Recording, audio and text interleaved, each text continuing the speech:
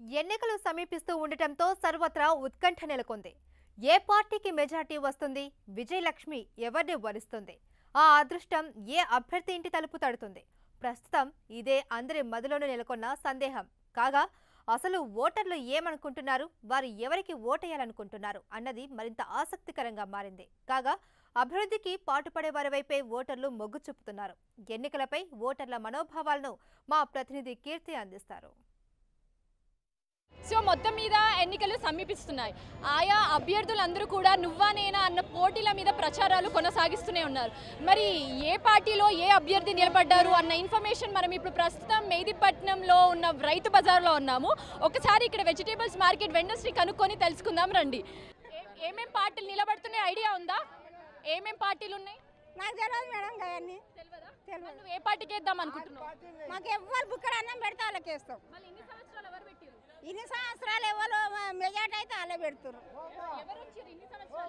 నాకు అందరి పేరు తెలియదు మేడం. తెలియదు. పోనీ మళ్ళీ ఓటేసే రోజైనా సరే పోయి కూరగాయలు ఒక్క రోజు 1 గంట 2 గంటల పక్కకు పెట్టేసి పక్కకే పెడతాం. ఆ రోజు బందే పెడతాం. సరే మీ పోలింగ్ ఎక్కడ? ఇక్కడ దగ్గరలో ఐడియా ఉందా? ఇక్కడ కాదు, గుడిమల్కాపురం అది. ఆ దాదా చెప్పు, ఏమో చెప్తున్నావు ముచ్చట అప్పటి నుండి చెప్పు. 72 నాకు అలాగేస్తా. నీకు ఓటేసే లైక్ ఓటర్ ఐడి ఇవన్నీ తీసుకొని ఓటేసినావా ఎప్పుడైనా? వేసిన మేడం. ఏ పార్టీకి వేసినావు? కాంగ్రెస్ పార్టీకి వేసిన.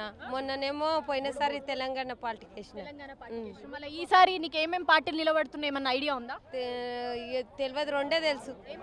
తెలంగాణ తెలుసు, అది కాంగ్రెస్ పార్టీ తెలుసు. మళ్ళా మీ నియోజకవర్గంలో ఎవరు నిలబడ్డారు, ఈ ప్రచారాలన్నీ ఎవరు చేస్తున్నారు ఏమన్నా ఐడియా ఉందా?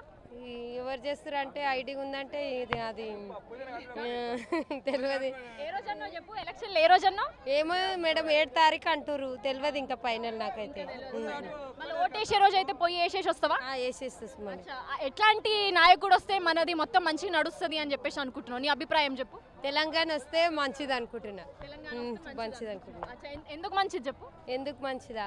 తెలంగాణ అన్నిటికీ అన్ని ఆడపిల్లలకు సాయం చేస్తుండని అది మంచిది అనుకుంటున్నా. మా పిల్లలు కూడా హాస్టల్లో చదువుకుంటారు, మా పిల్లలకు కూడా సాయం చేసిండు, అట్లా మంచిది అనుకుంటున్నా. ఇక్కడ నియోజకవర్గంలో ఎవరెవరు నిలబడుతున్నారు? మాదాలి చేవేల నియోజకవర్గంలో రత్నము ఇక్కడ ఏరియాలో మనకు తెలియదు అబ్బా.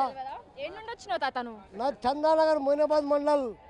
సో ఫైనల్ ఏంటంటే కాన్సెప్ట్ మనది కంప్లీట్గా ఎంత బిజీ ఉన్నప్పటికీ కూడా ఏ ప్రొఫెషన్లో ఉన్నా ఫైనల్లీ వెజిటేబుల్స్ వెండర్స్ ఎందుకు కాదు, ఓటింగ్ రోజు ఖచ్చితంగా మేము వెళ్తాము. ఎలక్షన్స్ రోజు వెళ్ళి ఎంతసేపు అయినా కానివ్వండి మేము పోలింగ్లో నిలబడతాము. అండ్ మాకు ఏ నియోజకవర్గం అయితే నచ్చుతుందో ఆ నాయకుడికి ఖచ్చితంగా మేము ఓటేసి వాళ్ళని గెలిపిస్తాము అని చెప్పి చెప్తున్నారు. వీడియో జర్నలిస్ట్ రవికుమార్తో కీర్తి, 10 TV, హైదరాబాద్.